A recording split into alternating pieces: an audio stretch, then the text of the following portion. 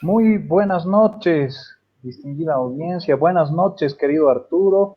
Estamos una vez más aquí en nuestro programa Análisis Político Ciudadano, reunidos para abordar un tema interesante que es justamente la situación de la educación en Bolivia, ¿no? A raíz de esta pandemia y con relación al teletrabajo, ¿no? La situación de la educación, tanto primaria como secundaria, ¿no? ¿Cómo estás, querido Arturo, hermano? ¿Cómo estás, Brian? Muy buenas noches. Buenas noches a todos los que nos siguen. Un domingo más con un nuevo tema. Hoy nos hemos propuesto analizar el tema que ha mencionado Brian por un tema básico que es ver la calidad de la educación, cómo están avanzando los chicos hasta ahora, tanto el nivel primario como secundario, con el teletrabajo, qué cambios han existido y, bueno, qué cambios se van a dar todavía. Así que para eso tenemos, Brian, dos invitados expertos en la temática en el área. Uno de ellos es Juan Luis. Juan Luis es actualmente pedagogo, es pedagogo de profesión, es también teólogo y educador. Juan Luis tiene el cargo de secretario ejecutivo del área de educación en la Conferencia Episcopal Boliviana. Él se ha dedicado a la profesión de profesor en religión, ética y moral. Y bueno, casi toda su vida ha estado metido en esta temática. También tiene una maestría y un doctorado. Y bueno, bienvenido Juan Luis, ¿cómo estás? Un saludo, estimado Arturo, querido Brian, un saludo para la comunidad que escucha. Qué lindo poder encontrarnos para compartir algunos criterios y experiencias sobre esta temática que tanto apasiona, la educación. Un gusto. Muchas gracias, Juan Luis. Bienvenido, hermano. Quiero dar también la bienvenida a Gonzalo Carrera Cornejo. Él es licenciado en Ciencias Políticas, con diplomado en Educación Superior.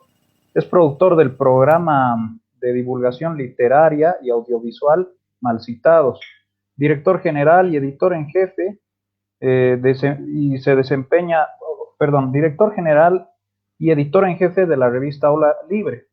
Y actualmente se desempeña como profesor de primaria y coordinador de biblioteca en el sistema de aprendizaje del Bachillerato Internacional del Colegio San Andrews. Bienvenido, Gonzalo, hermano. Es una alegría y un honor tenerte aquí con nosotros. Muchas gracias, Brian. Un saludo a Arturo y a Juan Luis. Muy feliz de participar en este programa. Les deseo todo el éxito, no solamente ahora en este programa, sino de aquí en adelante. Es un espacio muy interesante para dialogar, conversar sobre estas ideas y me encanta esto del análisis político ciudadano. Creo que es muy, muy, muy importante. Así que muchas gracias por la invitación. Gracias a ti, Gonzalo y Juan Luis.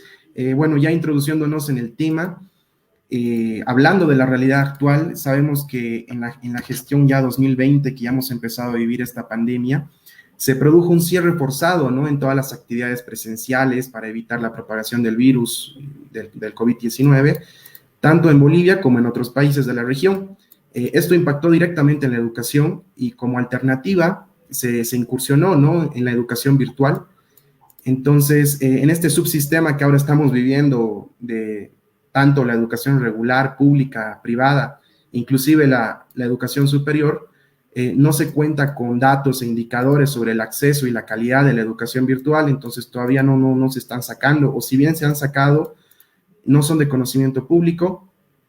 Actualmente los últimos estudios que tenemos en cuanto a la educación digital los ha elaborado la AGETIC en el año 2019, y entre uno de sus datos, los más interesantes que he podido rescatar, son que se indica que el 67,5% de las bolivianas y bolivianos mayores de 14 años se habían conectado a Internet en los últimos 30 días.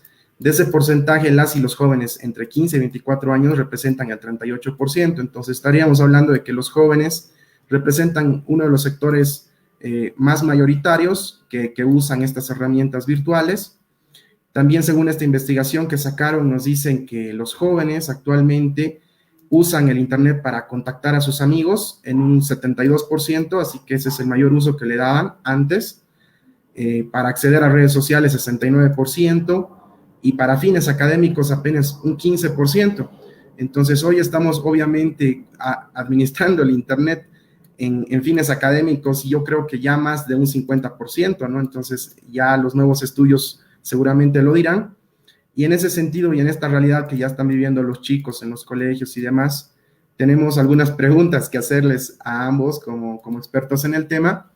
Y la primera pregunta va para ambos. Primero, quisiera hacértela a ti, Juan Luis, y después contigo, Gonzalo.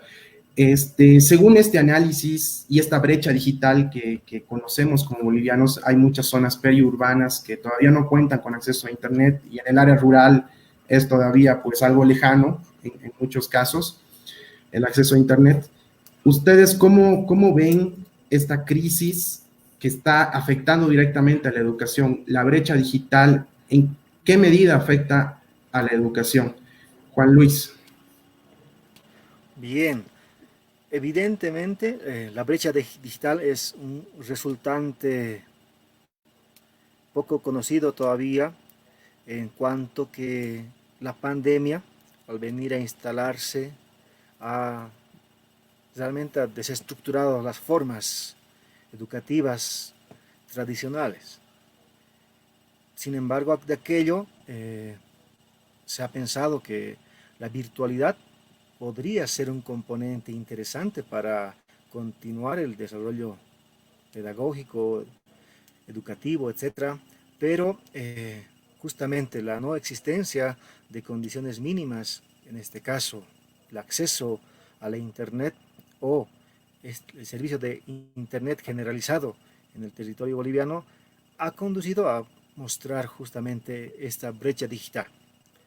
Entonces la infraestructura tecnológica de nuestro país no es sostenida, no es algo de lo que podamos estar muy satisfechos. Eso por una parte.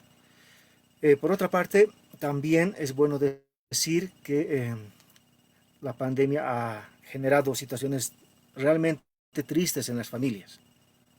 Entonces, muchas de ellas, sea que algunas sin trabajo, otras con posibilidades realmente mínimas,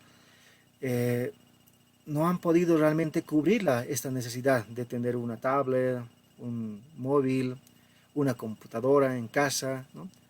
Esto también, nuevamente, ¿no?, ha generado una suerte de brecha entre las buenas posibilidades que en algunas familias, no en todas, viven en las ciudades, y entonces mucho más en el sector periurbano, como así se dice, ¿no?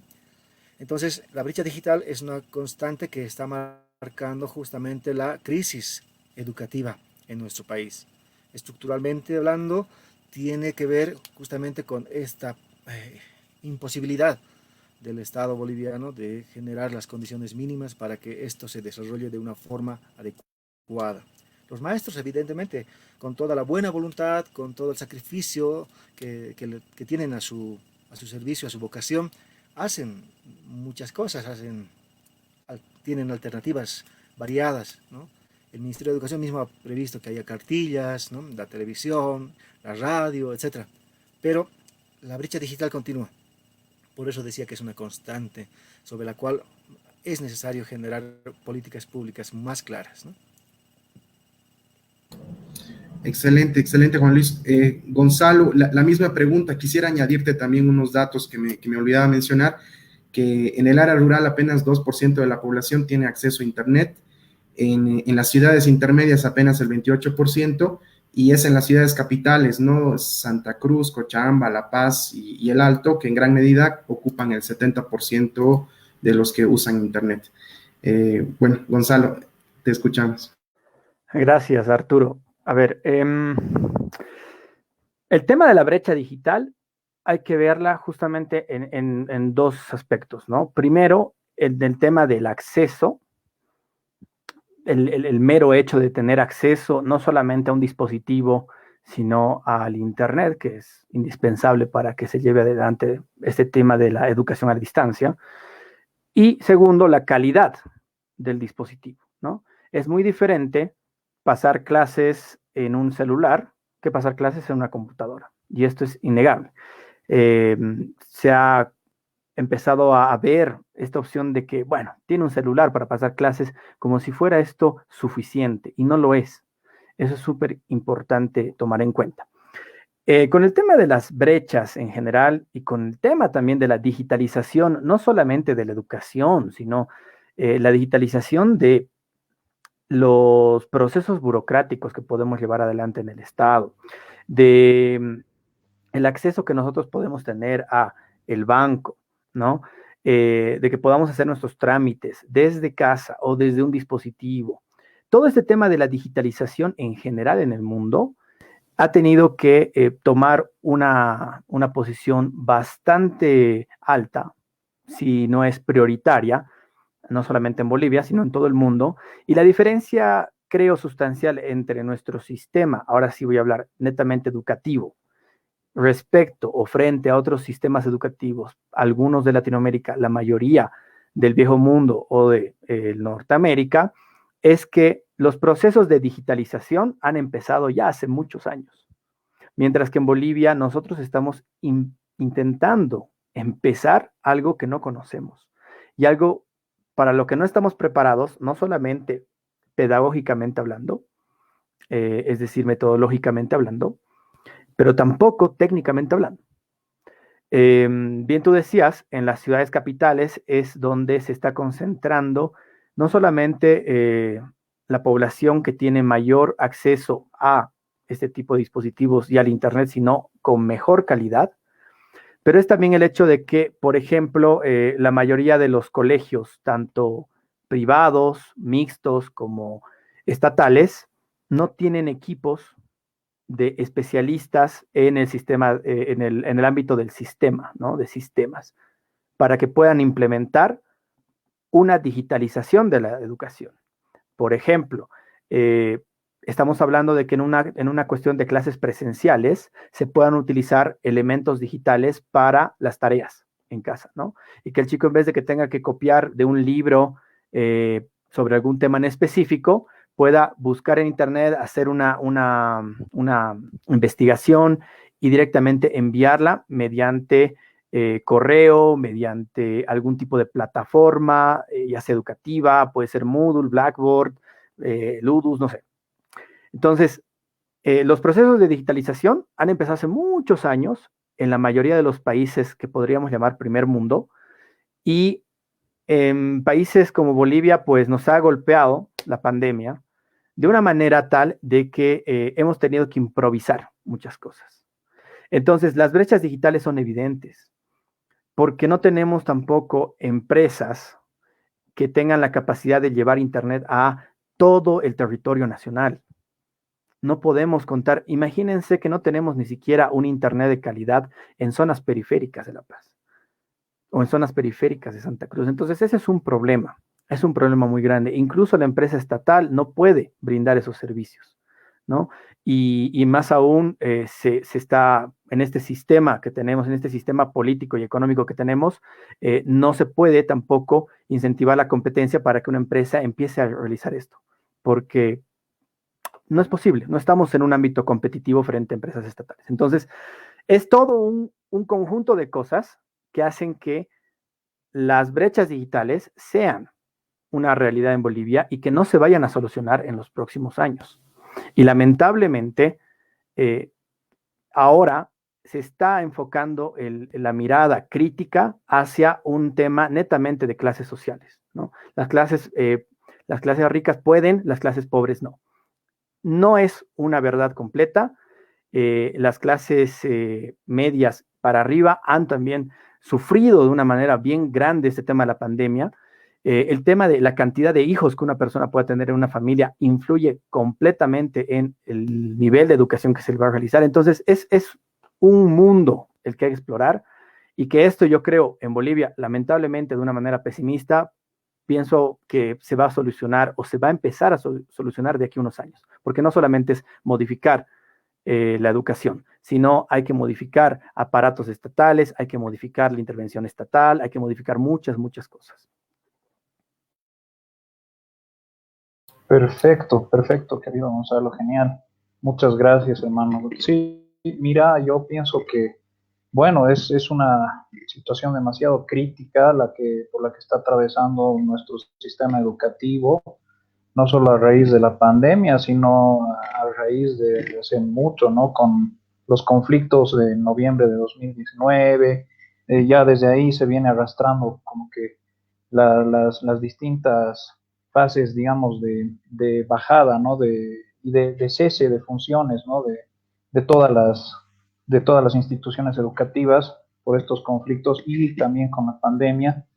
Y ya adentrándonos al sistema como tal por competencias, con la ley Avelino Cignani, Elizardo Pérez, eh, ¿cuáles crees tú que son los resultados de la aplicación de este sistema basado en competencias en el aula virtual? ¿Qué experiencias se tienen de pronto con este sistema, querido Gonzalo, y posteriormente ya con Juan Luis? A ver, el tema de competencias, todo en realidad el sistema educativo como tal, el implementado desde ya con fuerza desde el año, corríjame, 2009, 2010, que se empieza a implementar el Avenida Cignani y ya se tiene más o menos unos 10 años de proceso en el cual se pueden tomar ciertos elementos a evaluar. Creo que el hecho, por ejemplo, de las rúbricas de evaluación son bastante interesantes. Si bien la ley como tal y todo el sistema educativo que se rige a partir de esta ley tiene fallas fuertes a nivel político, en el nivel educativo tiene algunas cosas que creo que son importantes rescatar y en lo posible una propuesta futuro para una tal vez reestructuración de este sistema educativo o una reimplementación o como tanto le gusta a Bolivia, en realidad reinvención, porque nos reinventamos cada 10 años y cambiamos las cosas cada 10 años.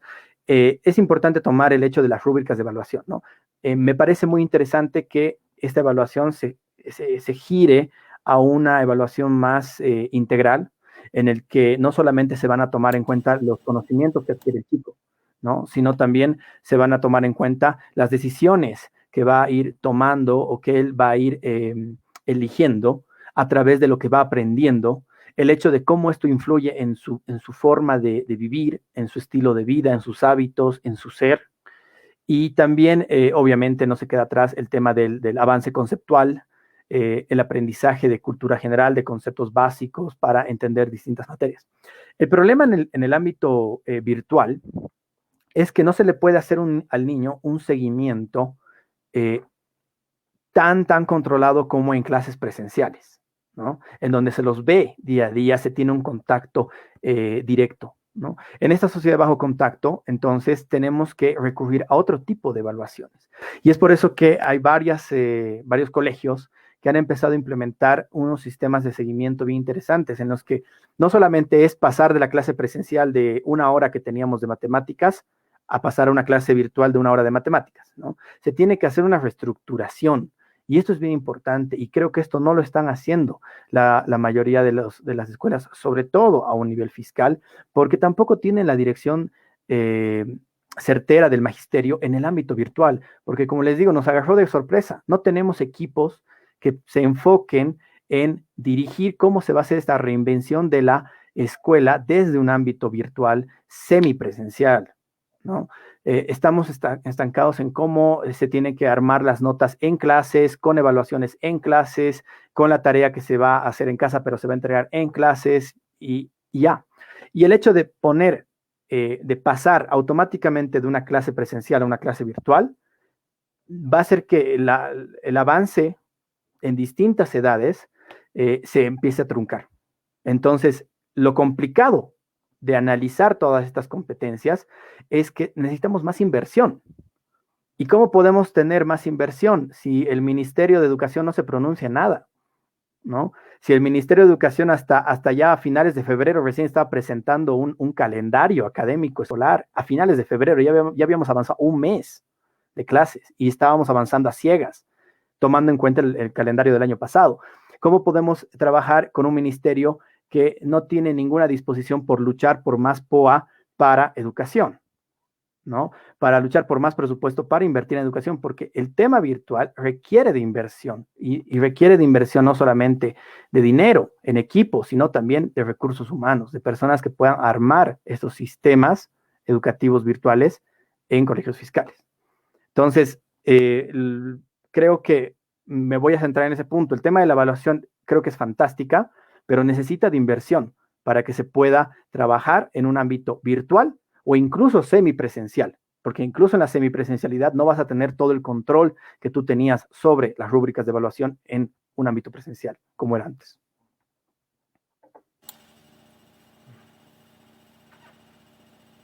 Perfecto, muchas gracias. Querido Juan Luis, la propia pregunta, o sea, ¿qué piensas tú que cómo está funcionando el sistema educativo actual, de que está basado por competencias ya con el teletrabajo o las clases virtuales? Bien, bueno, aclaremos un poco. El sistema educativo actual no contempla competencias en su estructura curricular. Solo en educación superior se están dando todavía seguimiento a el mecanismo, ¿no? La nomenclatura anterior. Ahora se habla, bueno, en la ley Avelino Cignani contempla el objetivo holístico, ¿no? De esto, de lo que estaba hablando Gonzalo, evidentemente. Esto tiene otra lógica, pero me gusta mucho la reflexión que nos propone Gonzalo, porque justamente ese es el criterio que reclama el magisterio. ¿Por qué no hay mayor inversión en educación si queremos que realmente funcione? Es claro. Nosotros hemos dicho de muchas maneras que la educación está ideologizada y manejada con ese concepto, por tanto. En esta línea, entonces, no se ve, por tanto, la competencia como un punto de llegada del proceso educativo. Solamente, bueno, aunque ellos intentan, por decir el Ministerio de Educación, ellos intentan ver que el objetivo holístico recoge los elementos de la competencia, ¿no? Pero bueno, repito, es otra lógica esta que el Ministerio nos ofrece. En este caso, el aula virtual, la experiencia cotidiana de este tiempo, estos 2 meses, nos invitan a ver dos cosas, ¿no? Una, que bueno, el profesorado no estaba preparado para desarrollar educación virtual, porque no es lo mismo, ¿no? No es lo mismo generar una clase presencial en una lógica virtual, ¿no? No es lo mismo. Ya nos comentaba alguna experiencia Gonzalo. Entonces nos falta hacer un proceso.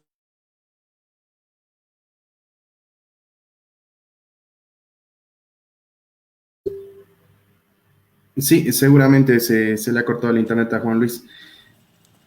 Bueno, hasta que se recupere, vamos con la... Ah, ahí estás de nuevo. Juan Luis, se te había cortado 5 segundos antes. Puedes continuar.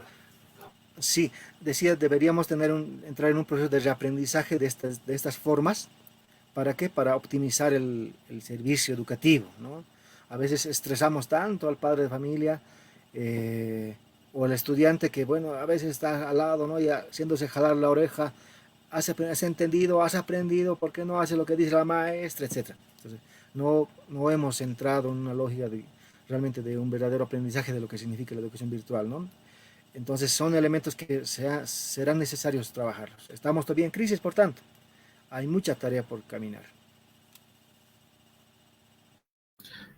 Excelente, Juan Luis. Bueno, la siguiente pregunta que también nos preocupa mucho es por qué se ha dejado a un lado las estadísticas departamentales en cuanto a la educación. Bueno, por lo menos esto ha pasado en La Paz.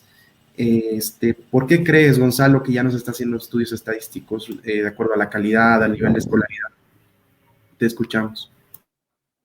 Porque se tiene que también cambiar los elementos de cómo vas a recuperar la información, ¿no? Cómo se hace lo que se llama la primera fase de un proceso estadístico es recabar la información, la recabación de datos. Entonces, en un ámbito presencial lo teníamos todo ya listo y podíamos trabajar de acuerdo a ello. El tema del ámbito virtual hace que se reduzcan las brechas o las líneas entre lo que es privado y público. Entonces, porque al final de cuentas nosotros como maestros entramos a las casas de los chicos todos los días y no entramos a la casa de uno, entramos a la casa de 15 y entramos a la casa de 15 cada hora. Entonces, el contacto se reduce. Si bien se intenta que las clases sincrónicas, las clases que uno va a pasar cara a cara frente a una cámara con el chico, puedan de alguna manera darle ese sentido social a la persona, muchos de ellos, lo que nos pasa a la mayoría de los profesores, apagan cámaras, no conversan, apagan micrófonos o sencillamente ya no asisten a clases, ¿no? Entonces, eso hace que las estadísticas, que las formas de recabar datos tengan que ser diferentes.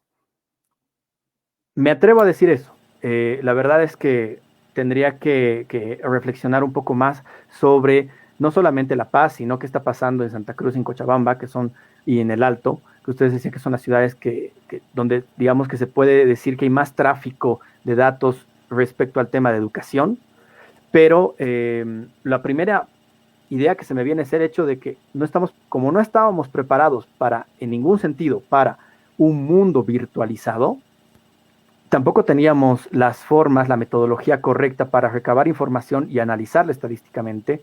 Y me imagino que ese es un proceso que se va a ir llevando durante este año y el siguiente. Y es esto, ¿no? Ese es el aprendizaje continuo. Entonces, una vez que nosotros podamos desarrollar la metodología para recabar los datos y también para evaluarlos, me imagino que se van a ir sacando datos a nivel departamental, municipal, regional y, ¿por qué no?, obviamente a un nivel nacional. Excelente, gracias Gonzalo. La misma pregunta, Juan Luis. Bien, yo tengo una perspectiva un poco diferente, pero complementaria a lo que dice Gonzalo, en el sentido de que el punto de partida es ¿para qué la estadística? Queremos algunos datos, evidentemente, queremos información. ¿Sobre qué? ¿A quién le interesa que no haya información? ¿A quién le hace bien la información?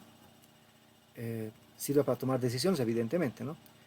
Y probablemente esto genere una dinámica de quién tiene el poder en esa decisión.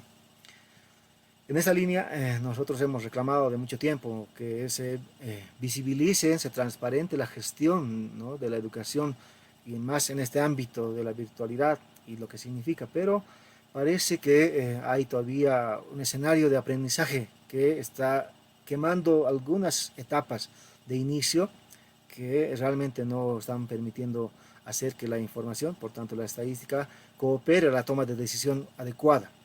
Esto por una parte.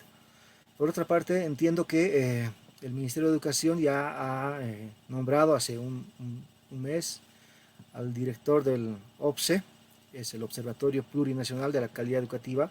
Entiendo que es la instancia hoy, como lo fue antes el CIMECAL, para generar este tipo de información, no solamente estadística, sino a través de métodos estadísticos, criterios en torno a lo que significa calidad educativa, etc. Y justamente ese es el tema. ¿A quién le interesa de que no se transparente la información sobre estos conceptos, ¿no? Esto también es bueno mirarlo, ¿no? Y la comunidad debe saber que es un esfuerzo, por tanto, y debe ser un compromiso de todos los ciudadanos, ¿no? Permitir que la información en esta y en otros temas sea transparente en lo posible para una buena toma de decisión, de tal forma de que se genere un curso de acción adecuado, ¿no? Eso me parece. Gracias. Excelente. Sí, Gonzalo, ¿tienes algo que decir? Y sí, complementando lo que dice Juan Luis, ¿no? Vale la pena preguntarnos a ver esta absurda noticia que nos han dado esta semana, ¿no?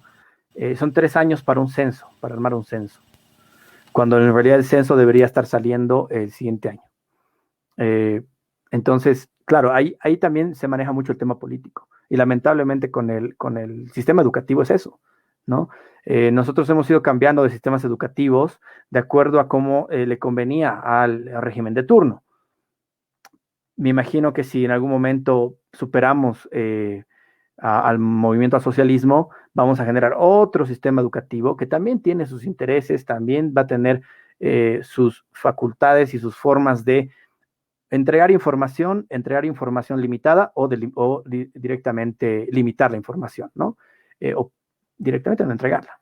Entonces, el tema político es muy grave dentro del sistema educativo, porque varía y por eso cambia cada 10 años, como lo decía hace unas preguntas atrás, ¿no? Muchas gracias, Gonzalo. Muchas gracias, Juan Luis.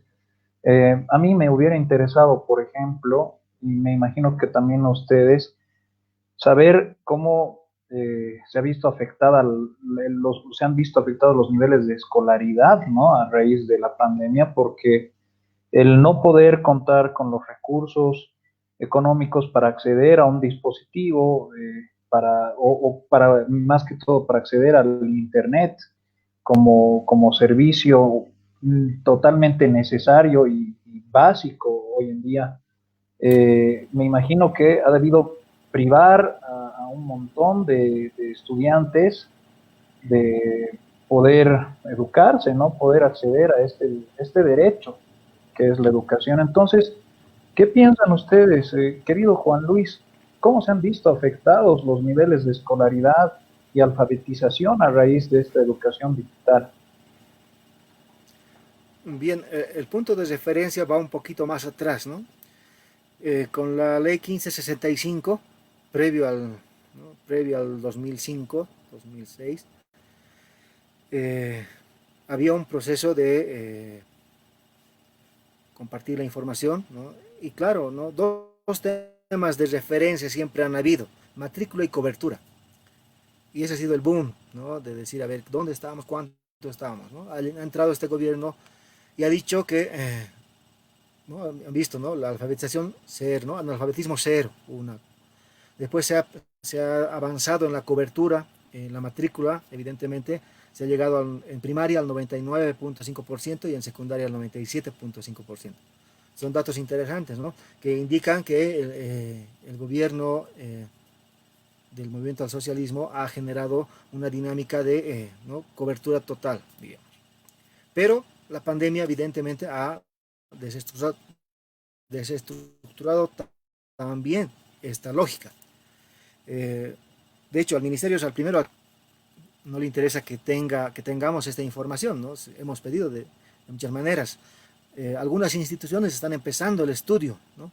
Están empezando el estudio para ver un poco cómo se ha dado el panorama, ¿no?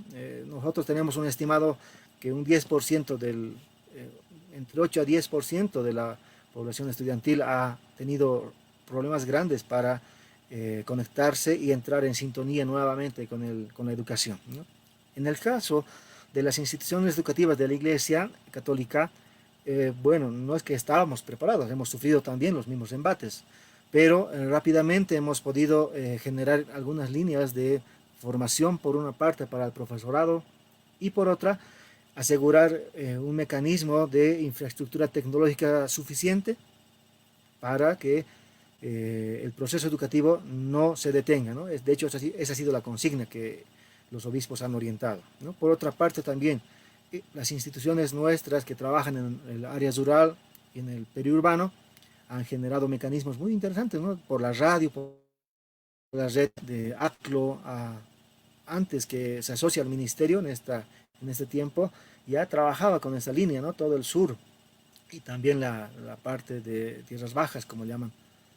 También la cartilla educativa ha funcionado muy bien.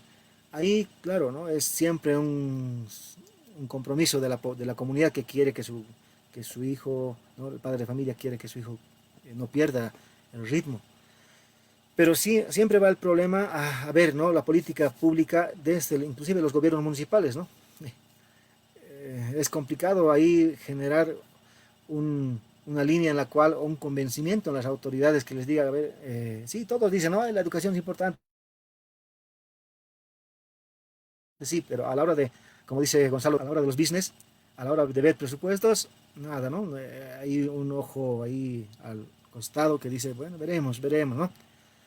Y claro, eso no es tanto una culpa suya, ¿no? De hecho, la economía en nuestro país está mal, ¿no? Entonces, de ahí que el pacto fiscal es un tema en la agenda pública que está entrando con mucha fuerza.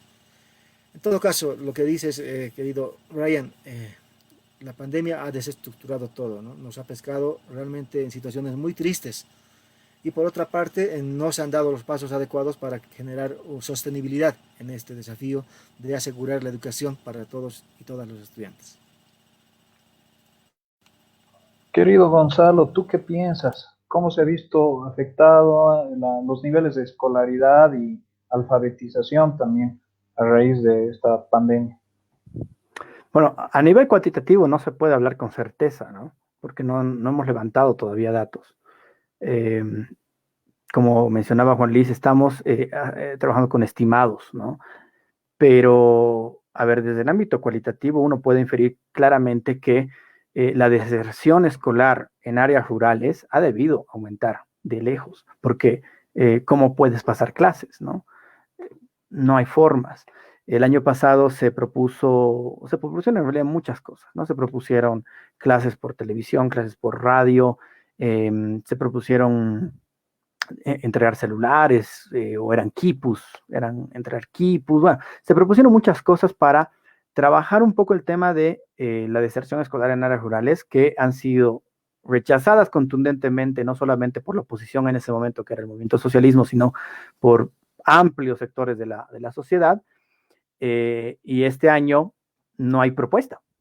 La única propuesta que se ha manejado certera ha sido la de Adrián Kelka en enero de decir, sí, vamos a hacer clases en áreas rurales mediante radio, que es la misma propuesta. Y obviamente en este caso se ha vitoriado, ¿no? El hecho. Entonces, la deserción escolar en áreas rurales creo que es obvia, ¿no? ¿Cuánto? No sabemos. Y en eso no me animo a dar un número porque no tenemos un levantamiento de datos oficial y no lo vamos a tener pronto.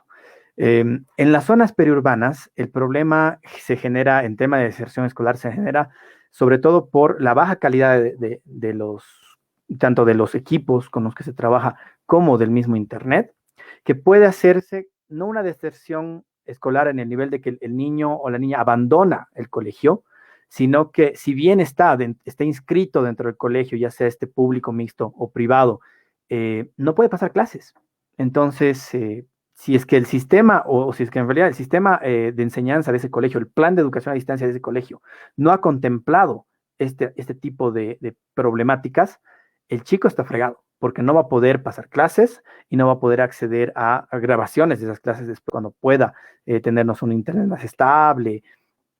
Entonces, también va a depender mucho el tema de la deserción escolar, no solamente en el que el chico abandone completamente el colegio, y salga de las listas de inscripciones que se tienen de las matrículas, sino también el hecho de que hayan chicos inscritos, pero que no puedan pasar clases, ¿no? Y en la cuestión de tal vez colegios privados y ya de zonas urbanas, también se ha sufrido en cierta medida, obviamente sin el ánimo de comparar, porque ese no es el objetivo, pero también es necesario visibilizar esto, ¿no?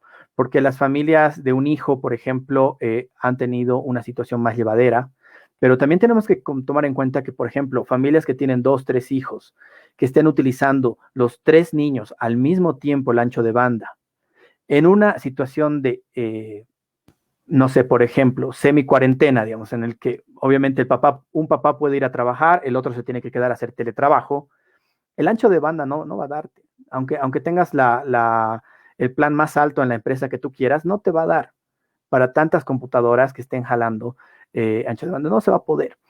Y eso es en el caso óptimo de que esta familia pueda conseguir un dispositivo digno para cada uno de sus hijos. ¿Qué es lo que ha ocasionado esto en las áreas urbanas, en los colegios privados? Es que muchas personas tengan que recurrir a bajar en los niveles de colegios, ir de un colegio que no se puede tener un tipo de educación de élite a bajar a un tipo de educación más baja, obviamente pagando menos salario, menos pensiones y mensuales, y a partir de eso pueda conseguir mejores equipos para que pase su hijo, ¿no? He visto situaciones de padres, tanto en el ámbito privado, mis amigos, papás de mis amigos, que han tenido que recurrir a eso, ¿no? Cambiar a sus hijos de colegio, ir a colegios más accesibles para poder comprarle una computadora y también para poder pagar mensualmente un internet digno, ¿no? Para que el niño pueda pasar clases sin estar cortándose, etcétera. Entonces, es complicado. Los niveles de deserción también se pueden aplicar en ese sentido. porque hay niños que no pueden pasar clases, incluso en situaciones de una zona urbana, un colegio privado. El Internet es el mismo para todos, ¿no? No es que una empresa va a darle mejor Internet a una persona pudiente que otra, no. O sea, siempre y cuando pagues el mismo plan, el Internet va a ser el mismo y al final ahí es donde se normaliza un poco la situación. ¿Y cuál es la normalidad de la situación? Que los chicos no se conectan. Están inscritos y todo y no van a clases. Y por eso es importante, ya que no nos dan una vista a solución el ministerio en particular, y más o menos es lo que ha dicho Adrián Kelka, que cada colegio vea cómo hacer. Es importante que las direcciones de los colegios empiecen a tomar en cuenta un plan de educación a distancia que no solo contemple el pasar clases, sino que el chico pueda conectarse en los horarios que él decida, que él pueda, en donde tenga un internet más estable, para ver las grabaciones de las clases que se van haciendo, o por último, para empezar a avanzar de manera autodidacta. Creo que eso sería el peor de los casos, pero es una posibilidad. Entonces, creo que es importante eso con el tema de escolaridad. Excelente, excelente, Gonzalo. Sí, sin duda hay que ver otras maneras también. La educación asincrónica es una muy buena estrategia también para paliar este tema. Igual coincidimos, Juan Luis, con la respuesta que nos diste. Tenemos que seguir todavía experimentando nuevas formas. En este sentido, les quería hacer una pregunta ya también para ver los aspectos positivos de la teleeducación y el teletrabajo. ¿Cómo ustedes creen que ha aportado estas herramientas virtuales, las plataformas de educación virtual en el entorno cultural de las estudiantes y los estudiantes? ¿Está cambiando su paradigma de educación? ¿Se están incorporando al mundo tecnológico? ¿Cómo ven este aspecto? Podríamos comenzar por ti, Juan Luis. Bien, la experiencia que yo tengo es ver un poco a comunidades educativas de sectores populares. Entiendo que en otros colegios donde hay tal vez mayor posibilidad para responder adecuadamente a la tecnología educativa, pueda tener más información. Pero a ver, el punto de referencia es que la pandemia nos ha permitido mirar como una herramienta eficaz a la tecnología. Y por tanto la ventana es como un cuarto cerrado, un cuarto, ¿no? Se abre la ventana. Entonces el niño, el joven, el papá, el profesor, el director, la comunidad, las autoridades dicen, ah caramba, es un mundo. Por tanto, bueno, hay formas, ya veríamos un poco los temas éticos, pero realmente es una gran posibilidad, ¿no? Se ha visto así, ¿no? De tal forma de que, por ejemplo, en un tema de biología, ¿no? El estudiante ya sabe la lección, ¿no? Que va a trabajar el maestro, o además tal vez tiene información complementaria y consulta, interpela, hace un trabajo de equipo con sus pares. Entonces, creo que es una herramienta realmente importante que ha venido, por tanto, a posicionarse y a quedarse, ¿no? Pandemia o post-pandemia, igual. Ya es una herramienta hoy día. Pero es una herramienta, así dicho, ¿no? La tecnología, ¿no? Tecnología viene de una voz griega, tecné, ¿no? Y tecné significa justamente manos, ¿no? Algo que se opera. Entonces, por eso algunos dicen, ¿no? Que el celular ya es como el derivado de la mano, ¿no? Que te permite hacer tantas cosas, ¿no? Es eso la tecnología. Es una herramienta que te permite hacer mucho. Cómo lo utilizas es otro tema, ¿no? Y los maestros estamos llamados justamente a también orientar en este ámbito, ¿no? Porque ya se han dado varias cosas, ¿no? Que en una clase Zoom entran infiltrados, como alguien dice, ¿no? Aparecen fantasmas, se dan situaciones hasta bochornosas, pero bueno, son cosas que hay que ir aprendiendo, por tanto, ¿no? Entonces la tecnología ha venido a mostrarnos, ¿no? Y justamente en el ámbito de la educación, donde puedo compartir con mis redes educativas, vemos que nuevas posibilidades de profundizar el compromiso educativo, así lo llamamos nosotros, porque pensamos que más allá de mirar el boom de la tecnología, para nosotros es un mecanismo más que debe ayudarnos a llegar al objetivo, ¿no? que es justamente la formación integral, ¿no? A la formación en valores, a generar la persona de bien que queremos para nuestra comunidad, etc. No para desviarlo, no para ponerle ahí un show, ¿no? Que le lleve por otros lados. Entonces, eso justamente es una tarea, ¿no? En la cual creo que tenemos que comprometernos y en la cual tenemos también todavía mucho que hacer, ¿no? Porque no se trata solamente de conocer cómo funciona, sino que para qué funciona, ¿no? Y ver la versatilidad de cosas que hay ahí, ¿no? Gonzalo tiene más experiencia en esto, y cómo en el aula se adecua y estas cosas, pero el punto de referencia para nosotros es el para qué, ¿no? El para qué. ¿Será que nuestros estudiantes del 2020 y del 2021 están siendo formados mejor, están siendo mejores personas que los del 2019 hacia atrás? Es la pregunta que nos hacemos y en la cual quisiéramos apostar porque, bueno, la tecnología educativa sea esa herramienta a favor de esa formación, ¿no? Definitivamente ese es el camino, Juan Luis. La misma pregunta, Gonzalo, ¿cómo crees que cambia este paradigma en los chicos? A ver, voy por puntos. Punto número uno, estoy completamente de acuerdo con Juan Luis, con el tema de que volviendo a semipresencialidad o volviendo a una presencialidad, no se puede dejar atrás esta oportunidad de digitalizar la educación. Esto es algo que tiene que trabajarlo y esto es un pedido al Ministerio de Educación. Tiene que centrarse no solamente en el ahora, tiene que centrarse en el futuro, de que el tema digital sea parte, una estructura de apoyo mínimamente para trabajar el tema de clases en general, sean presenciales o no. En eso estoy muy de acuerdo.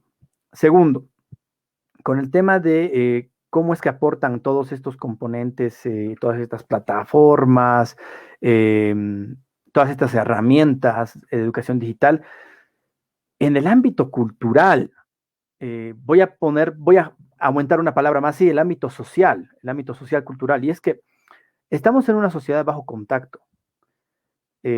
Los niveles de violencia contra los niños creo que se están elevando, pero además se están haciendo más visibles.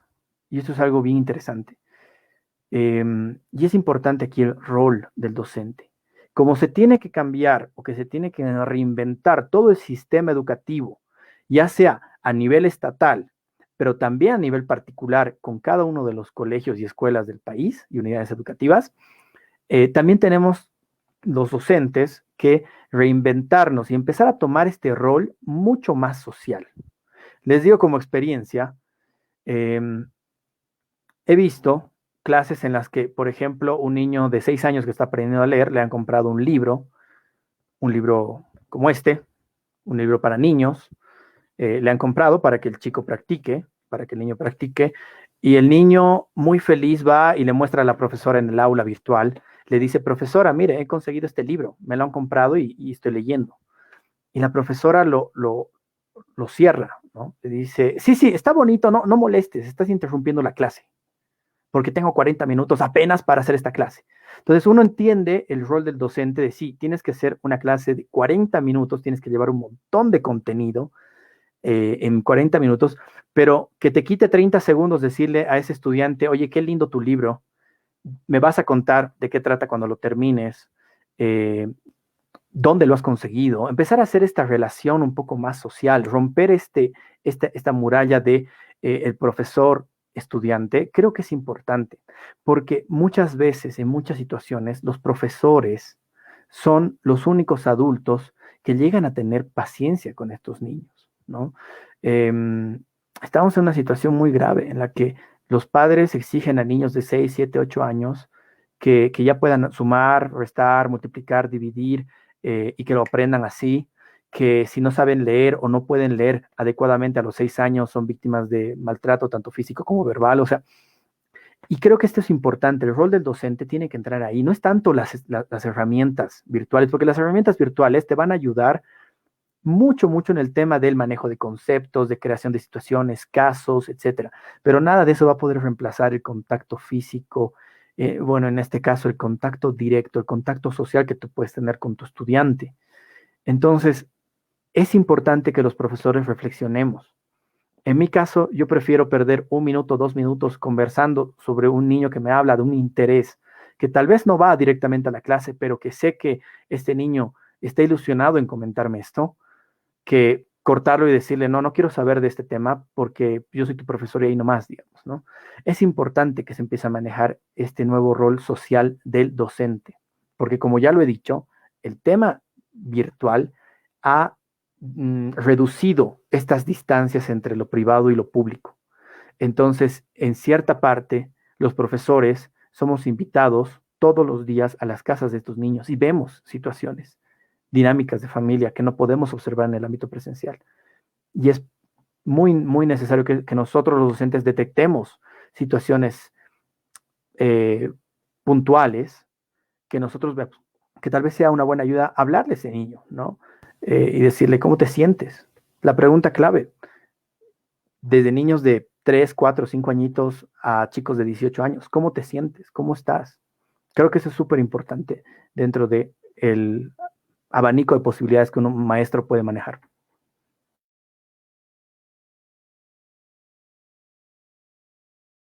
Perfecto, mil gracias, querido Gonzalo.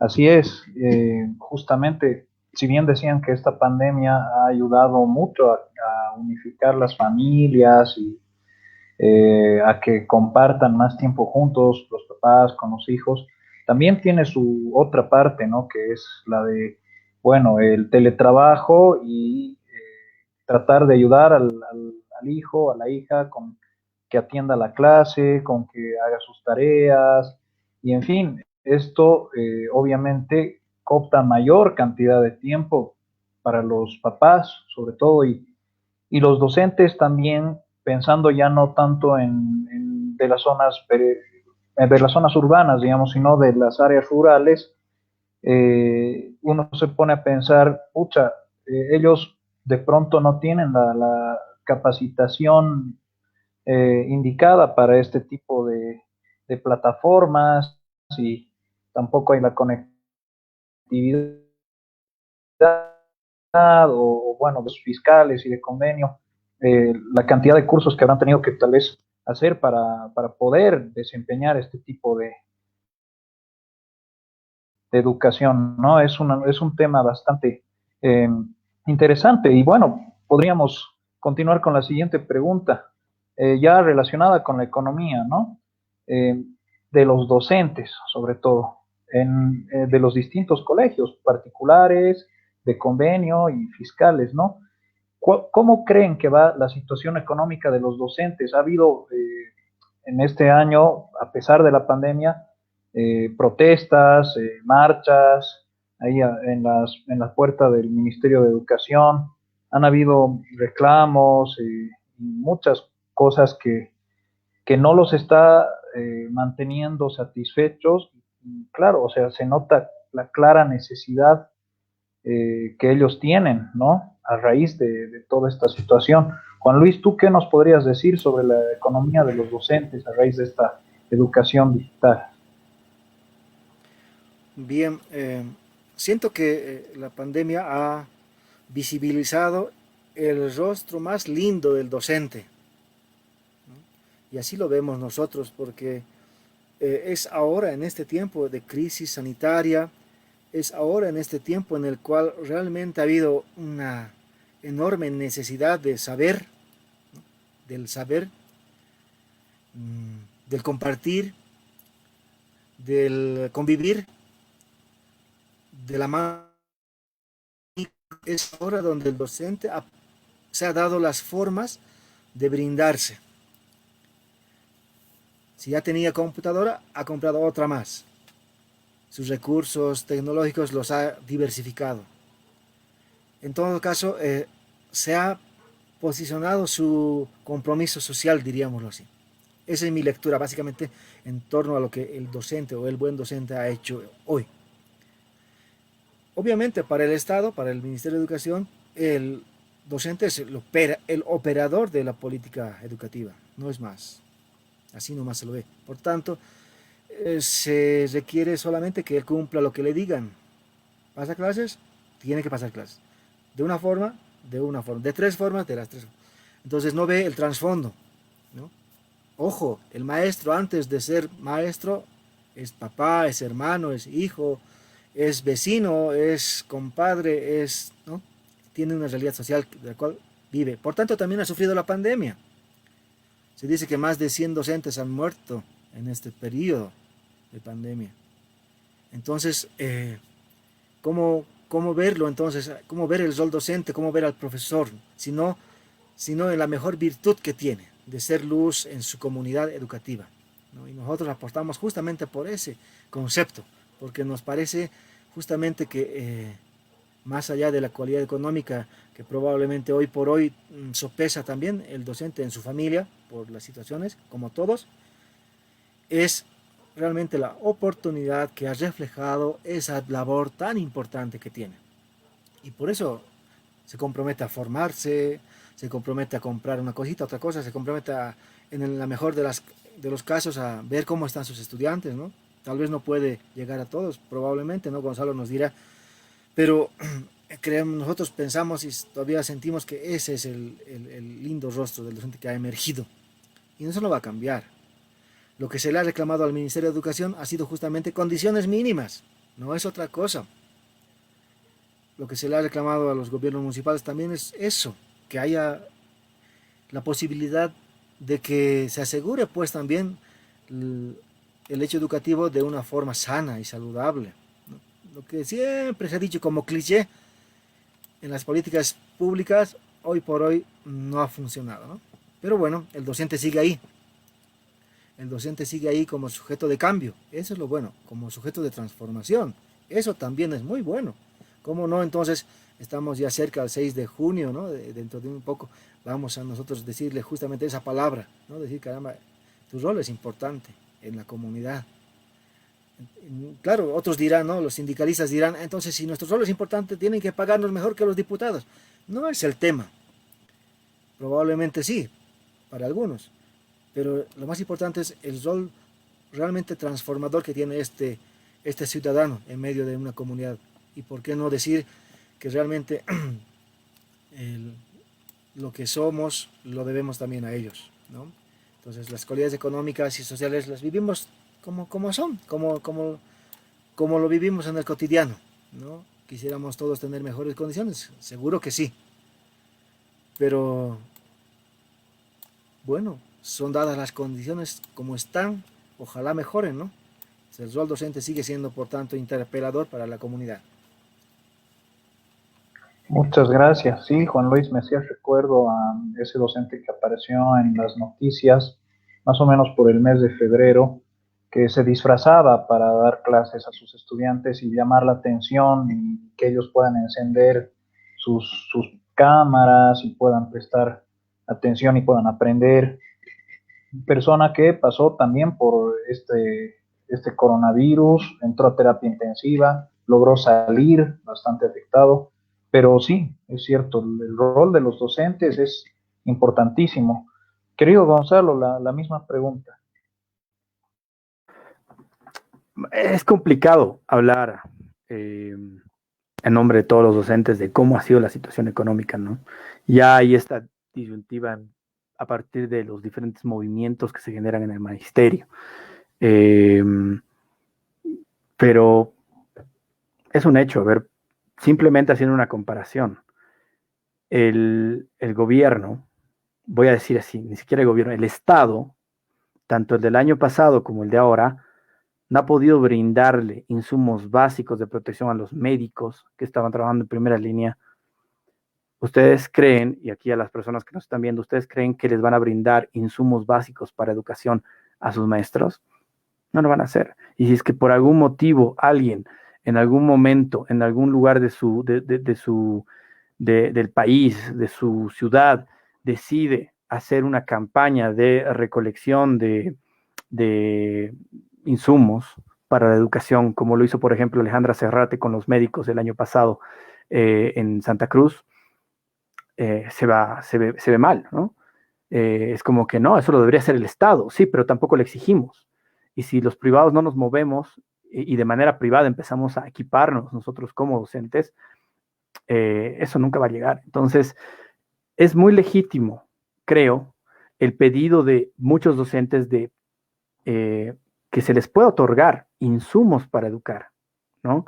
Y en esta modalidad virtual, los dos insumos que yo decía al principio es el tema de tener acceso a un dispositivo digno y no estar dando clases de tu celular y estar 3 horas con tu celular acá, agarrándolo, moviéndote, distrayendo a los chicos, a los niños, a los preadolescentes, a los jóvenes, sino tener una computadora en donde tú puedas dar tus clases con tranquilidad y que tú además tengas acceso a Internet que sea estable.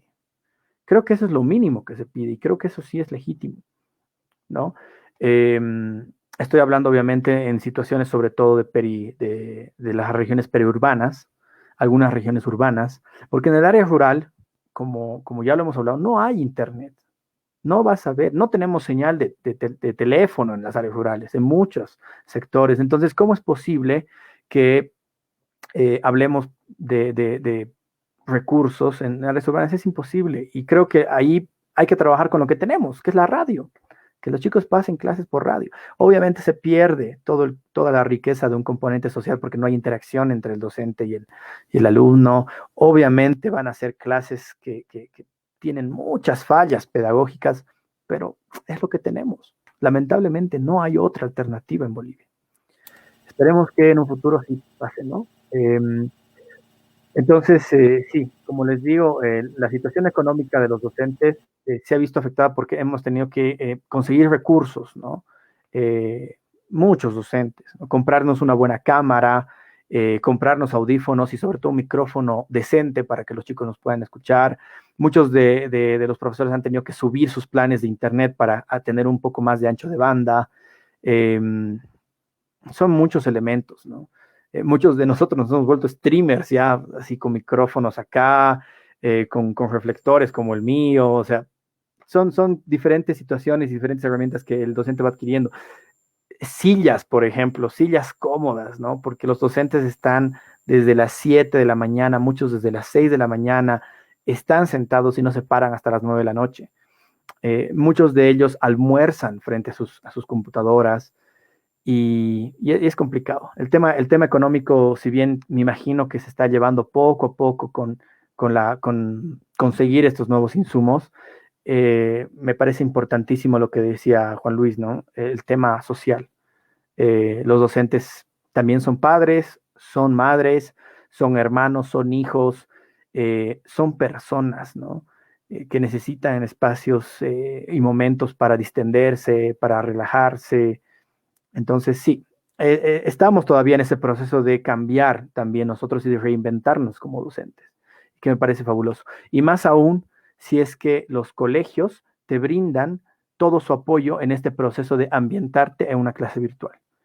Que gracias a Dios, en mi lugar de trabajo eso sucede. Tenemos muchas facilidades, pero creo que eso es importante que se trabaje en todos los colegios, ¿no? Y sobre todo en los colegios mixtos y fiscales, se los tiene que trabajar desde el ministerio. Vuelvo a repetir, el ministerio es ahí importante y se tiene que pronunciar. Creo que querías hacer un comentario, Juan Luis. Sí, gracias.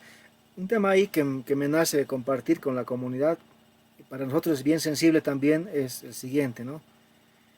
La educación privada, diríamoslo así, ha sido zarandeada, ha sido maltratada por el mismo Estado. Pareciera que entienden que por ser educación privada lo tienen todo. Y no es así. Como ha dicho Gonzalo, también hay compromisos hay que cumplir.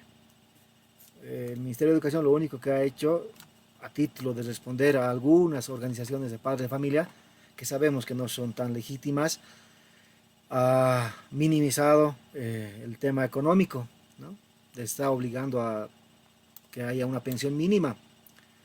Por tanto, está poniendo en entredicho la educación privada y lo que significa el coste. Un elemento es este, ¿no? Sabemos todos que la institución genera un poco un presupuesto, pero también hay responsabilidades que cumplir. Eso está realmente muy mal como se ha tratado en este último tiempo y sigue, creo, en entredicho aquello, a tal punto de que eso ha generado que muchos docentes de colegios particulares sean despedidos. es muy claro. Porque claro, si los papás no pagan la pensión, ¿de dónde se genera el presupuesto? No hay condiciones. Por otro lado, el profesor, como dice Gonzalo, trabaja hoy 28 horas al día, ¿no? Por decir así, más de lo que significaría una educación presencial. ¿Quién reditúa aquello? Se habla, por ejemplo, de la hora trabajada, hora pagada, ¿verdad? Pero en este ámbito de la educación virtual probablemente no sea el concepto que mejor se deba trabajar, ¿no? Se deba desarrollar, se deba aplicar, porque significan tantas cosas. Entonces, todo esto influye en la economía, ¿no? En la forma de organización del profesor, ¿no? Tanto para su familia, pero también en lo que significa él, seguramente con todo el cariño que tiene a la educación, pero también en lo que significa su responsabilidad para con su trabajo, ¿no? Porque también en el fondo lleva a eso. Pero ¿quién está asegurado ahorita, ¿no? El que recibe su sueldo sin que le digan que haga algo. Yo he tenido algunas conversas con alguna gente que dice, a ver, en mi colegio no importa, ¿no? Que no pasemos clases, o a veces vamos, a veces no vamos, o a veces pasamos. Y le echan la culpa, ¿no? Al estudiante que dice, no, es que no vienen, es que no pueden, es que no tienen. Entonces no hacemos nada. Pero igual tenemos nuestro salario asegurado al fin de mes. Entonces, son las inequidades que probablemente hayan que revisar nuevamente, ¿no? Y claro, ahí debemos también como comunidad, como sociedad, mirar un poco de cerca algunas prácticas y, bueno, llamar la atención, evidentemente, de aquello que realmente debemos cambiar, ¿no? Gracias. Excelente, excelente, Gonzalo. Juan Luis, sí, realmente cuando hablamos del sistema educativo, no podemos hablar solamente del sistema de administración educativa, ¿no? Sino hay que hablar de los profesores, de los estudiantes, de los padres de familia, que son todos estos temas que no se hablan, ¿no? Hay que hablar de estos problemas que hay que hacerlos visibles y saber cómo atenderlos. En este sentido, yo creo que sí, también el tema del gobierno, cómo ha afectado directamente en las pensiones de los colegios particulares, este descuento programado, que ya es una medida que se ha implementado en muchos colegios, ha afectado significativamente, como ustedes dicen, la economía, no solamente de los profesores, ¿no? De todos en sí, y de todo el sistema administrativo de los colegios particulares. ¿Ustedes qué políticas creen que debería implementar más bien el Estado para apoyar al sector de la educación en vez de afectarlo, ¿no? Entonces, ¿cuáles serían algunas de las medidas que sí estaría bien promoverlas? Podemos comenzar por ti, Gonzalo, y después con Juan Luis. Bueno, como he ido anticipando en algunas preguntas, es que el problema ahí creo que va no solamente por ciertas políticas que van a ir trabajándose, sino que es importante que primero mantengamos un sistema educativo que sea acorde a nuestras necesidades. Eso me parece fantástico. Pero si vamos a cambiar todo el sistema educativo cada 10 años o cada 15 años, como lo hemos ido haciendo en los últimos 50 años, no vamos a poder hacer un seguimiento y una evaluación constante de cuáles son nuestros logros y nuestras dificultades, ¿no? Y cuáles son nuestras debilidades, digamos. Entonces, lo principal que se tiene que hacer es que los sistemas educativos y las leyes que contemplan y que van armando todo el sistema educativo se vuelvan políticas de Estado. Esto es lo principal.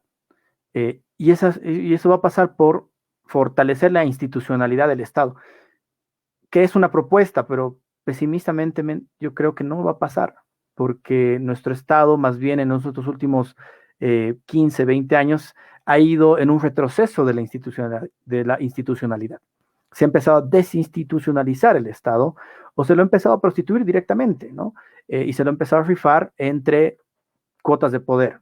Entonces, es una propuesta que creo que es la base fundacional para que podamos empezar a hablar de un sistema educativo que tiene dirección y que además puede ser evaluado constantemente, ¿no?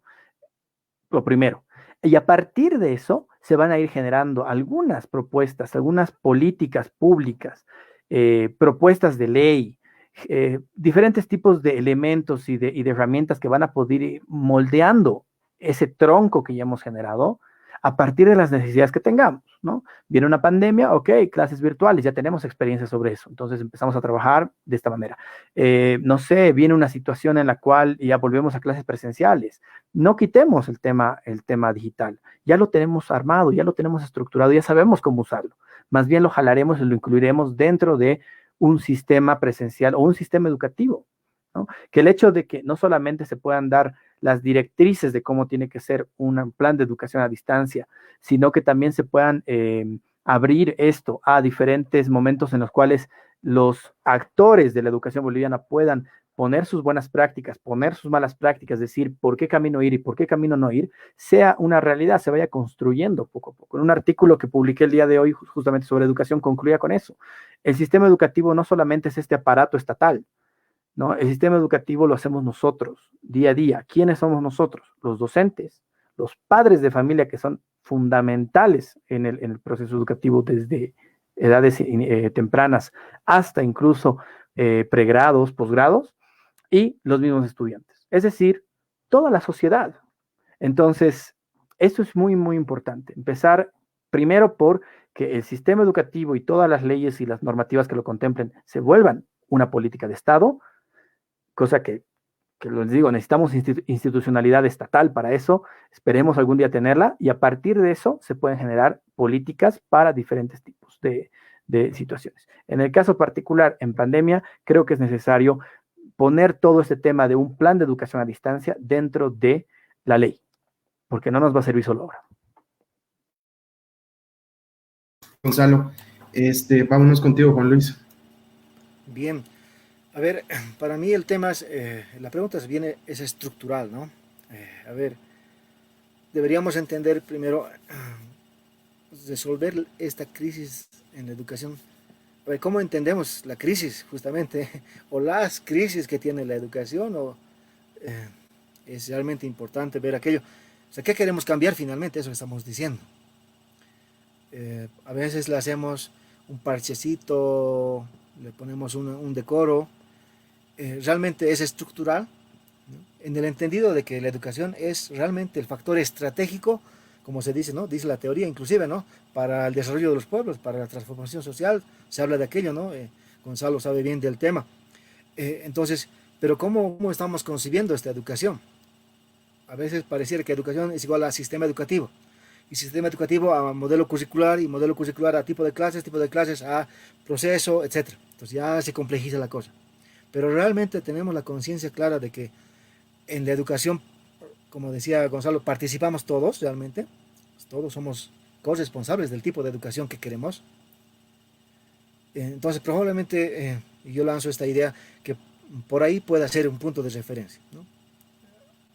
Claro, cuando eso se institucionaliza, es fácil decir, hagamos un congreso, ¿no? Y vamos a escuchar a todos y veremos por dónde vamos. Entonces ya vuelve a un criterio burocrático. Entonces, ¿dónde realmente está el punto de cambio? Cuando la familia sepa o sabe a dónde quiere ir. Cuando una comunidad entiende qué necesita. Pero claro, ahí tenemos que ser también honestos, ¿no? Las crisis de la educación, como la crisis de Bolivia, es la pobreza, no hay más. Y la pobreza en todas sus formas, ¿no? A ver, si le pones ahorita, como ha pasado en la educación alternativa, ¿no? Es interesante. Le dices, ¿quieres educación o quieres trabajo, ¿no? Un pan de cada día. Quiere el pan, prefiere eso. Y claro, entonces, miren, realmente yo creo que un desafío fuerte para transformar la educación es lo que, bueno, este año el ministerio ha puesto como un cliché ahí, ¿no? Devolverle el derecho, ¿no? A la educación al estudiante. Eso es el punto de referencia, realmente está bien, pero no como eslogan político, como algo que realmente valga. Entonces, si es un derecho, ¿cómo tiene que ser esta educación? Ahí viene el punto. ¿Cómo tiene que ser esta educación? Tiene que ser integral, tiene que ser riqueza, bueno, calidad, por así decirlo, en qué ámbitos, y así se va estructurando otra vez una suerte de esquema. Entonces, mirar el para qué, ¿no? Mirar el para qué. Yo creo que las políticas públicas que orienten este desafío van a ser aquellas que realmente conduzcan a algo realmente importante, ¿no? No sé cuántas generaciones todavía tendrán que pasar para que esto se dé. Es el tema de fondo en todo el mundo, ¿no? A veces miramos Finlandia, Corea, Singapur como, ¿no?, la panacea de la educación. Realmente es así, ¿no? No lo es, ¿no? Hay también problemas de fondo que ahí hay. Entonces, cada sociedad construye su tipo de educación, ¿no? Entonces nosotros estamos llamados justamente a contribuir en que esa educación sea aquella que realmente necesitamos, ¿no? Pero bueno, las crisis nuestras están todavía en elementos tan básicos que no vemos lo medular, ¿no? Nos peleamos por plata, nos peleamos por cargos, nos peleamos por horas de trabajo, nos peleamos por tantas cosas en el sistema educativo boliviano que no miramos realmente en los temas que sean importantes, ¿no? Y eso creo que es una tarea para todos. Excelente, excelente. Muchas gracias, Gonzalo. Muchas gracias, Juan Luis. Bueno, ya para finalizar, hay una pregunta que prácticamente nadie tal vez se la plantee, ¿no? Más aún con la coyuntura actual de que la educación a distancia podría tal vez no abordar esta cuestionante, pero sí la aborda desde mi punto de vista, debido a que en muchos colegios, si bien las clases son por Zoom, eh, también los papás recogen los libros y los niños, estudiantes jóvenes, hacen el llenado de los libros o tal vez de manera virtual el llenado de las distintas herramientas de educación, ¿no? ¿Qué pasa con la ideologización de la educación? ¿Qué pasa con los textos escolares y otras plataformas que podrían estar sufriendo una especie de intromisión y manipulación de parte de, sobre todo del oficialismo, o bueno, el gobierno central que está ideologizando la educación, de pronto con la descolonización, o de pronto este tema de que se hayan insertado ciertas temáticas relacionadas con la ideología de género, ¿no? El tema de las homosexualidades, el tema de las identidades de género, todos estos temas que tal vez no van con una educación libre, ¿no? O tal vez yo me equivoco. ¿Qué nos podrían decir? De pronto podríamos empezar contigo, querido Gonzalo. Sí, a ver, esto es algo fundamental dentro de cualquier tipo de sistema. Y aquí es donde se entra en esta discusión acalorada con muchos sectores de la sociedad, ¿no? ¿Es que acaso el hecho de ideologizar mediante las herramientas educativas como pueden ser los libros de texto, acaso eso no es fascismo? O por lo menos, ¿acaso eso no es una actitud fascistoide? Es la pregunta que nos hemos manejado durante muchos años las personas que estábamos metidos no solamente en educación, sino en literatura. En mi programa Mal Citados hemos hecho un programa dedicado a analizar el tema de las aventuras de Vito, de Alejandra Claros Borda, y cómo este tipo de literatura ha empezado a meterse como política de Estado dentro de los colegios. Hemos visto también situaciones junto con una amiga que estaba haciendo una tesis sobre ello en sociología, sobre cómo se manipulan los libros de texto para mostrar realidades que en realidad no te están mostrando este sentido crítico que tiene que nacer desde el colegio, sino más bien te están mostrando un sentido ya sesgado de la realidad.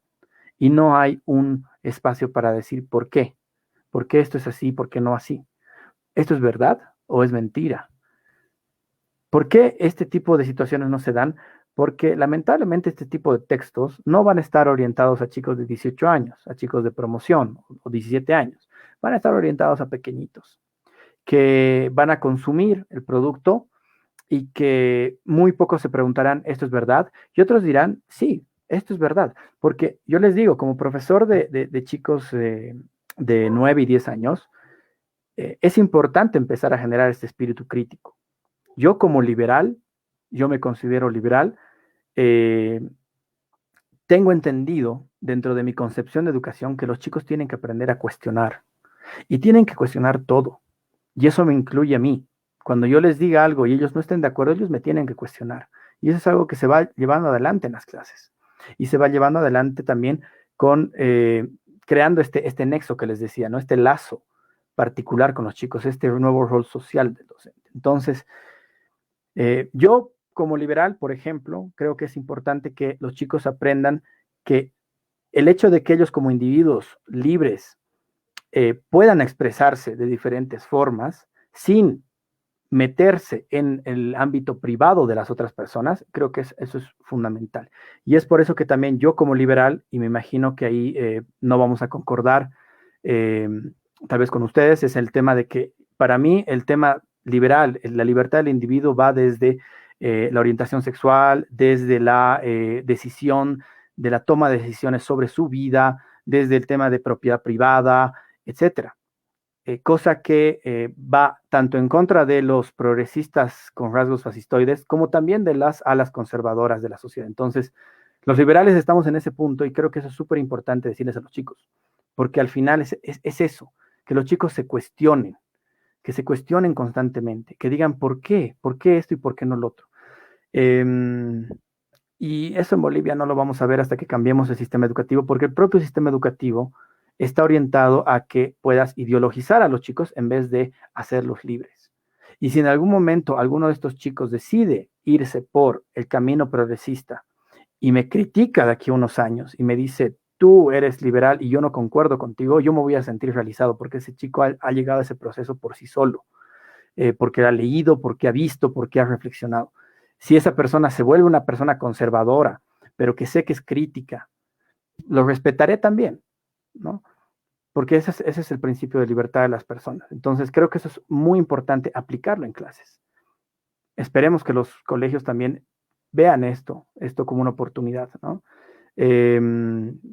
Pero bueno, esas son mis opiniones personales, son mis creencias como liberal y es una lucha del día a día, porque lamentablemente nosotros estamos al medio en una sociedad sumamente polarizada. Muchas gracias, querido Gonzalo. Querido Juan Luis, ¿qué nos puedes decir? Bueno, a veces los que hablamos tenemos la tentación de decir una palabra que pensamos que todos podrían comulgar, ¿no? Y probablemente debemos ser también afables con la audiencia, ¿no? Y todos deben tener una forma diferente de mirar las cosas y proponer, y sería lindo en algún momento hacer así una tertulia grande que diga, a ver, ¿qué aportaría usted, no? Pero bueno, a la hora de mirar un sistema educativo, claramente definimos la intencionalidad. Y ahí está la ideología, no hay más. No hay más. Es nuestro modesto entender. ¿De qué le sirve a un gobierno, a un Estado, ¿no? Generar un tipo de curso de acción, un tipo de política, de una forma, sino para que este ciudadano tenga un tipo de, ¿no?, comportamiento, como lo decía ya el famoso Durkheim. Pero bueno, el tema es el siguiente, me nace un poco la respuesta a partir de, estaba recordando un dato, ¿no? Entre 2017 a 2019 se ha llevado a cabo unas pruebas estandarizadas, ¿no?, del Laboratorio Latinoamericano de Calidad Educativa, ¿no?, en Bolivia. Interesante el dato porque no se conocen los resultados, ¿no? Oficialmente, por lo menos, se han hecho algunos webinars el año pasado, pero ¿por qué tomo este tema?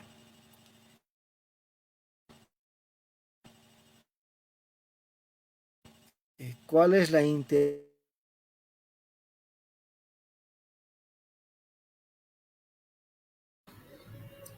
Creo que está experimentando problemas con el internet, Juan Luis. Le demos un momento. Mientras tanto, tal vez podemos ir leyendo los comentarios de nuestros seguidores, que, bueno, han sido bastantes. También hay preguntas. Claro, Virtudes claro. Grandes nos dice, Bolivia cuenta con el porcentaje de deserción escolar, de desempeño o de evaluación de los aprendizajes de la gestión 2020, nos pregunta. ¿Te gustaría responderla, Gonzalo? Sí, es sencilla.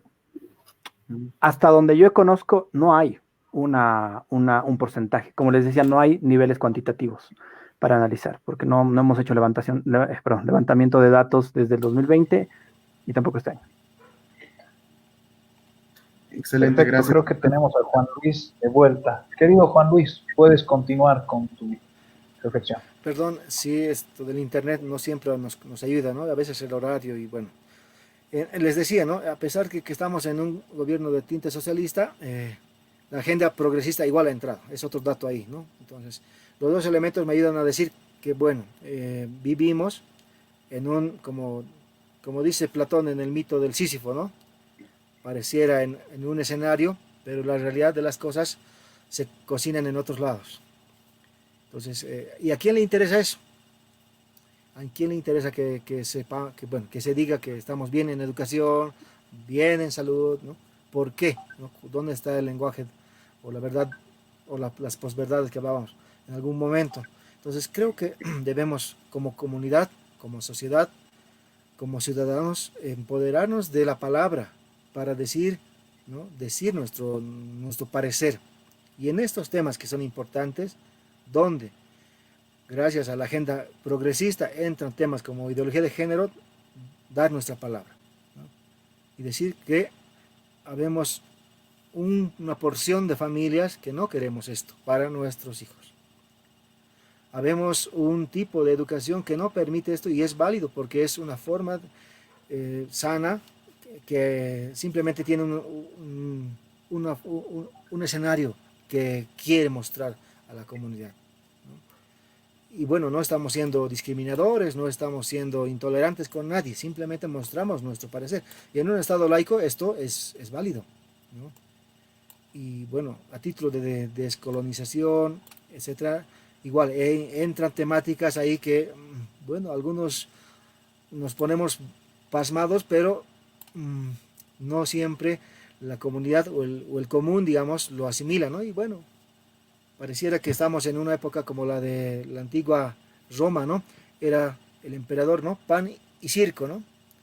Creamos escenarios, les damos pequeños subsidios y hacemos nuestra propia agenda, ¿no? Nosotros como Iglesia Católica estamos muy preocupados de la realidad social y política del país y bueno, y pensamos que la educación es realmente una agenda que ha sido cooptada, ¿no?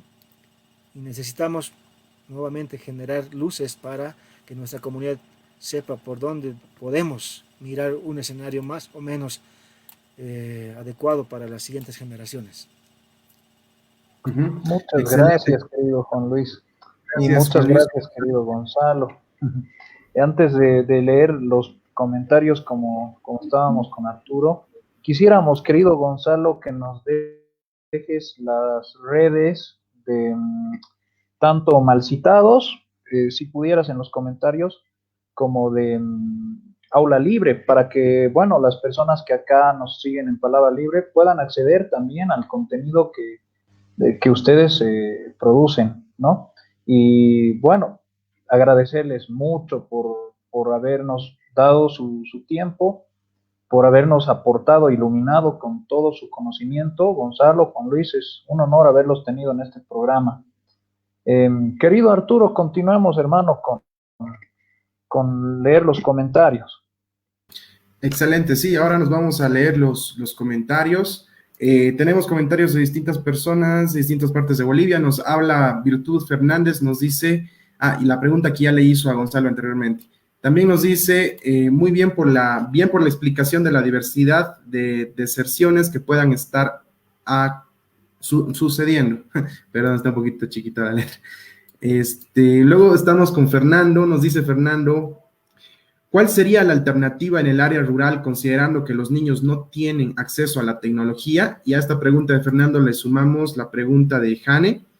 ¿Cómo pueden mejorar los profesores las clases virtuales en el área urbana, periurbana y rural?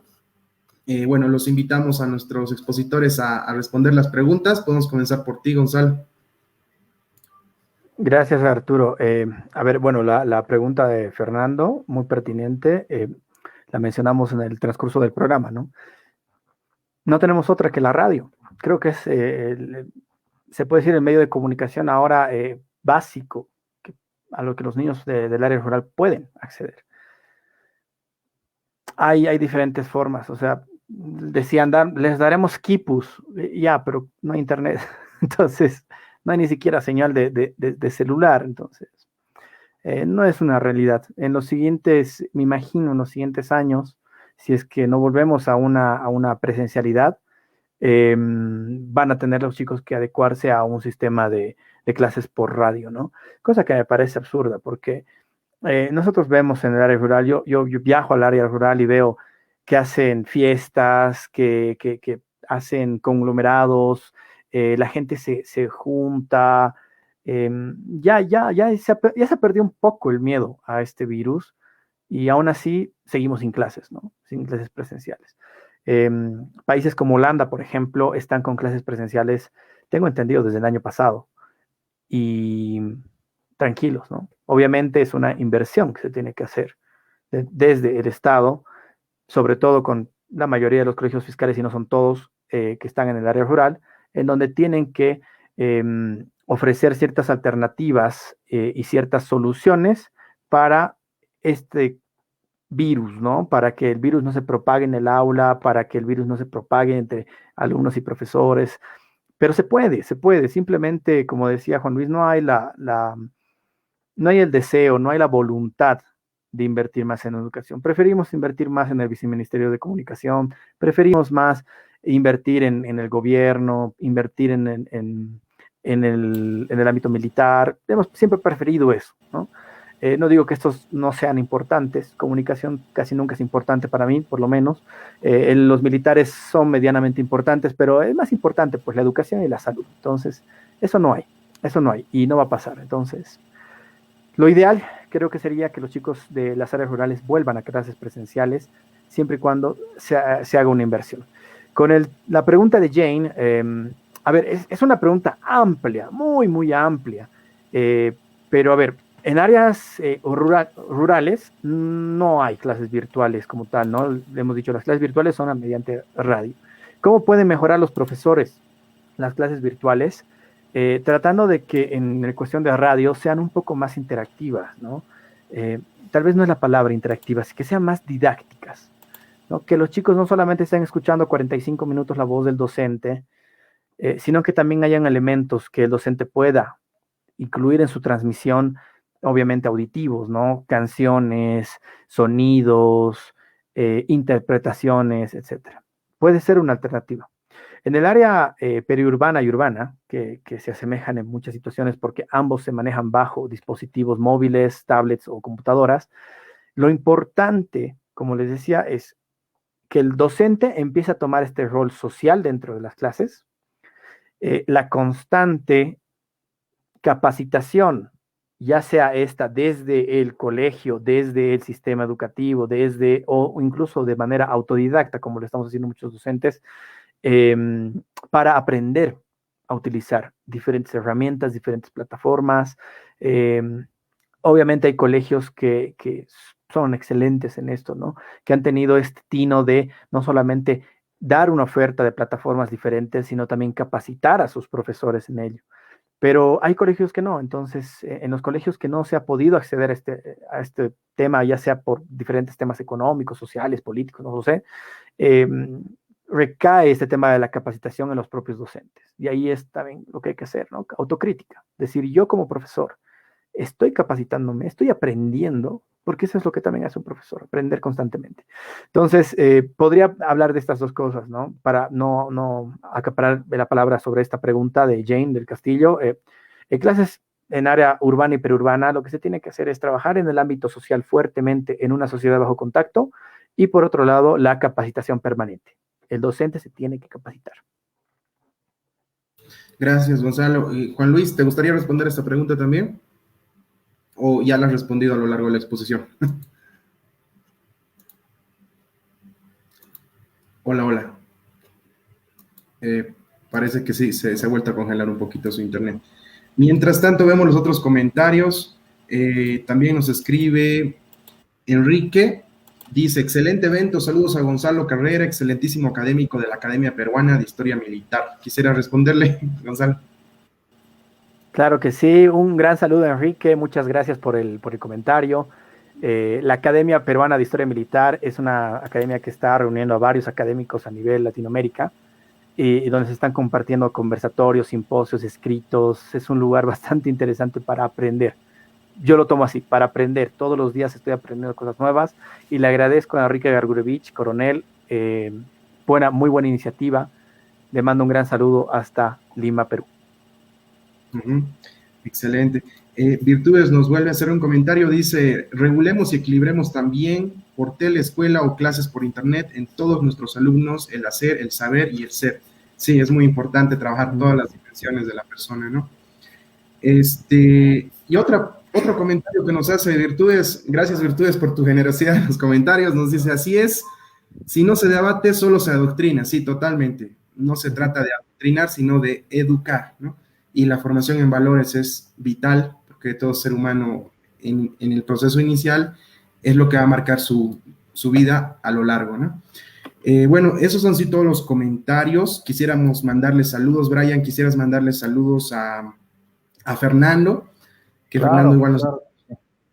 Claro que sí, un saludo muy afectuoso a Fernando Peñaranda y a todas las personas que nos siguen por el Facebook y también por el canal de YouTube a Palabra Libre, y pedirles que continúen con nosotros el siguiente domingo, que vamos a tener distintos programas con estas distintas temáticas interesantes de análisis, distintos invitados, claro, como relevantes como los de hoy, que nos han acompañado y nos han honrado con su presencia. Saludar a Jane del Castillo, a Virtudes Fernández, al coronel Enrique y también a todas las personas que han comentado, a José Mario Carrera, y bien, a todas las personas que nos sintonizan en nuestro programa. Gracias a todos, como dice Brian, me sumo, gracias a Enrique, Virtudes, Jane, Fernando, todas las personas que siempre nos siguen, José Mario Carrera, sí, espero no haberme olvidado de nadie. Nos despedimos hasta el siguiente domingo con un nuevo tema, como dice Brian, gracias a nuestros invitados de súper lujo el día de hoy, nos han refrescado qué es lo que está pasando con el sistema de educación, y creo que aquí muchos profesores, padres de familia, inclusive estudiantes, van a haber muchas respuestas, ¿no? Entonces, no sé si se quisieran despedir también, Juan Luis y Gonzalo. Sí, yo tengo recuerdo un principio que comparto con la comunidad que dice, derecho que no se ejerce, derecho que no existe. Por tanto, invito a que todos y cada uno en nuestros conglomerados sencillos, desde la familia, la escuela, el trabajo, podamos empezar a hablar sobre educación y cómo queremos que sea esta. Así tal vez podamos llegar al oído de alguien más y podamos hacer fuerza para transformarla. Muchas gracias a todos. Buenas noches. Gracias. Sí, no, primero agradecer la invitación. Un gran abrazo a Brian, colega y amigo de muchos años de la universidad. Arturo, un gusto volverte a ver. Nos hemos conocido en la carrera de Ciencias Políticas de la UMSA y me alegra después de tantos años volverte a ver. Un gusto igual conocerlo a Juan Luis. Interesante conocer un poco más todas estas perspectivas, ¿no? Desde el ámbito privado, estatal, desde el ámbito burocrático, cómo se está manejando, los datos que has empezado a dar me han parecido excelentes. Y finalmente, pues, invitarlos a que puedan ser parte de Aula Libre. Por favor, si quieren escribir algún texto sobre educación, más que bienvenidos. Nosotros estamos felices de poder no solamente publicar, sino leer, rebatir lo que publiquen en Aula Libre. Aula Libre es un espacio donde se juntan personas de izquierda, de derecha, de centro, críticas. Entonces, yo creo que la vamos a pasar muy bien y, por supuesto, Emancitados, que es esta divulgación literaria, ¿no? Leamos. A mí me encanta este tema de generar estas comunidades de lectura, así que, y también invitados, ¿no? A verlo, y muy pronto seguramente los vamos a estar invitando al programa para que ustedes también puedan participar como lectores dentro de estos clubes que generamos, ¿sí? Muchas gracias, querido Gonzalo y querido Juan Luis. Saludos también a Sonia Aruquipa, Ella era docente de literatura en el Colegio San Ignacio. Un saludo, querida Sonia, y leyendo tu comentario, excelentes panelistas, un programa necesario para reflexionar este tema. Felicidades. Muchas gracias, profe. Sonia Y fue bueno, Sonia fue mi profesora, así que le mando un gran abrazo. excelente.